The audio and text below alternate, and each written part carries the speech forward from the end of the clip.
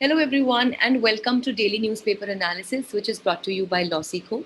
So, today we will discuss two articles. The first one is from the Hindu newspaper, which is titled as The Message from the IPCC Report. So, a crux of the IPCC report we had already discussed, of the sixth IPCC report. Let's see today that what are the basic key findings from this report and what can we find about the climate change in the current situation. The second article is from the Indian Express, which is titled as Startup and Stand Tall. This talks about the amazing growth that the startups in India have seen and how much scope do they have in the coming future. This has been discussed in this article. This newspaper analysis is presented by me. My name is Sheva Khan. I am a law graduate and had completed my law degree from Uttaranchal University with a gold medal in my batch. Here at LawSeco, I am working as current affairs expert and manager for current affairs vertical. Also, if you wish to find me, you can find me on my Twitter as well as LinkedIn handles. The links to both are available in the description box below. Let's see what is the multiple choice question from yesterday's discussion. Taliban is functional in. So it's a very easy question. Your options are India, Pak occupied Kashmir, Afghanistan, or Syria.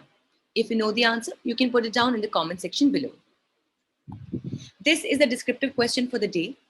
What is the current situation of climate change in the world? What have been the key findings of the sixth IPCC report? So let's discuss the first article of the day, which talks about the sixth assessment report of the IPCC. The IPCC is the Intergovernmental Panel on Climate Change, and it has recently released the sixth assessment report titled Climate Change 2021, the Physics Science Basis. So according to the Conference of Parties 26, which is to be held in Glasgow in November 2021, so this is to be done in line with the same event. So let's quickly understand that what are the key findings of the report. Firstly, the report finds out that the global surface temperature is now higher by 1.07 degrees Celsius since the pre-industrial era. And here, the most dominant source of holding the warmth onto the earth is the carbon dioxide. Secondly, there has been an increase in the climate extremes due to global warming with heat waves, extreme rainfall events, and occurrence of extreme sea levels, which are all expected to intensify in the coming times. Thirdly, the air pollution reduction and steep climate change mitigation are not complementary goals, but require independent effort over the short and medium term. And fourthly, reaching the net zero was not the determining factor for the world to limit itself to 1.5 or 2 degrees Celsius or any temperature increase. And here also the Minister of Environment, Forest and Climate Change said that it has been an historical cumulative emission are causes, and that is actually the crisis of today. So if we understand about the international or the global contribution that India has made in this direction, so India contributed less than 5% of global cumulative emissions to date, with per capita emissions of 1/3 of the global average. Also, India has been the only nation amongst the G20 members with commitments under the Paris Agreement that are 2 degrees Celsius warming compatible. And that is why India, in a way, is in advance with the nationally determined contributions and is really faring well in this direction. So even if India reduces its annual emissions at 3 billion tons to zero, it can only provide 2 years for the world to achieve the Paris goals. And that is why it is important that not only countries like India, but also all the members, all the countries that are the stakeholders should come together and should fight for this cause to reduce the global warming and fight against the climate change. This article also talks about the way forward, and it says that the world is set to cross 1.5 degrees Celsius limit within the coming 10 to 15 years, which is very, very near.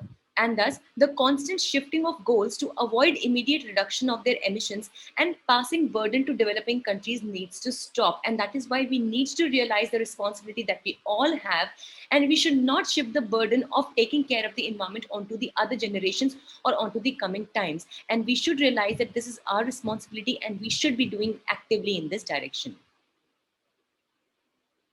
So let's discuss the second article for the day, which talks about the startups in India. In 2021, Indian startups have so far raised $20 billion in funding, which is very much to be celebrated about. So let's understand about the evolution of the Indian startup industry. So since 7.5 decades, which means from the last 75 years since the independence, the economy has rapidly diversified and grown beyond agriculture to become a potential technology powerhouse. So here we need to understand the phase that India had been moving into. After the independence, India was largely dependent upon agriculture. But let's admit that even the situation of agriculture was not really very good and up to the mark at that particular time. But yes, India was primarily known to be as an agrarian economy, which means that it was primarily dependent upon the agricultural or the primary activities for its economy. But later, specifically after the 1991 LPG reforms, that were the liberalization, privatization, and globalization reforms, what happened was that industrialization became very important. And we should note, in previous discussions also, we have talked about it, that India actually jumped from industrialization to the service sector, which was the tertiary sector. And currently, we saw the problem of jobless growth as well. And that is why it says that we have actually moved beyond the system of agriculture and we have become a potential technology powerhouse. The rise of IT companies in 2000s provided pool of skilled workers in the country, and the Indian startups are building synergies and partnerships with global entities. And this shows that there is definitely appetite or consumption of for innovation, collaboration, and disruption as well. So during the COVID-19 pandemic, the Indian startups have rapidly innovated indigenous tech-enabled solutions to challenges in the testing kits, ventilators, remote monitoring, and preventive technologies. Also, they've also moved into innovation in the supply chain management as well for the logistics as well as education. So in the year 2011, India's first private company achieved unicorn status. And now in 2021, there are approximately 50 plus unicorn clubs as per the NASSCOM. Currently, India is home to 40,000 startups. So this shows that in the growing times of the economy, startups definitely have a lot of potential. And that is why you must have noticed that there are a lot of government schemes also that work in the direction to promote the startups at all. So if we talk about the Indian advantage, so definitely we should consider that we have 62% of the population in the country in the working age group and 54% below the age of 25. And that is why India is known to be as the youth country or the young country of the world. So India has the advantage of leveraging the skill and ability of the youth to drive output as well as innovation. And that is why we say that we should take the advantage of our demographic dividend at the moment. So Indians are set to make up one-fifth of the world's working population in the next coming 5 years. But then the article also mentions that to enhance the feasibility and the workability of the startups in the country, what we need to do now is to have better and more flexible ecosystems for the same. So apart from the policy level decisions which the government is taking, we need to promote the entrepreneurship in order to have better ecosystem for their growth. So we need to foster entrepreneurialism amongst the youth. We need to create synergies to build. We should have impactful technologies, solutions, sustainable and resource efficient growth as well. So it says that if at all these things come together, so the day is not far that India becomes the land of startups and that they contribute even more significantly to the entire economy of the country. So do not forget to catch the podcast for the same discussion on Spotify, Google, Anchor, as well as Apple Podcast. Just search it with Daily Newspaper Analysis by LawSikho, and there you are. Also, if you wish to download the PDF of today's slides or want to avail other study material, do not forget to be a participant on our Telegram channel.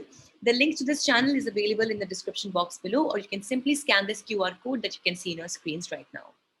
Also, for other crisp and amazing content, do not forget to follow us on our official Instagram channels for LawSikho Judiciary, CLAT Prep, UGC Net, if you're preparing for any of these exams. Thank you so much.